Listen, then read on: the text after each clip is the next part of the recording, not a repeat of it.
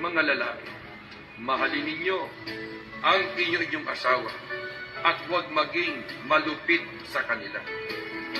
Ako ng puso ay katapatan, walang maliw na sa iyo ay magmamahal.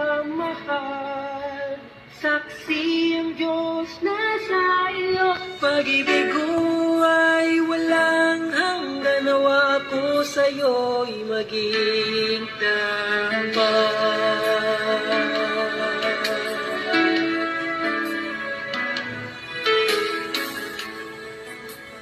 Mga babae, pasakop kayo sa inyong sariling asawa na gaya ng sa Panginoon.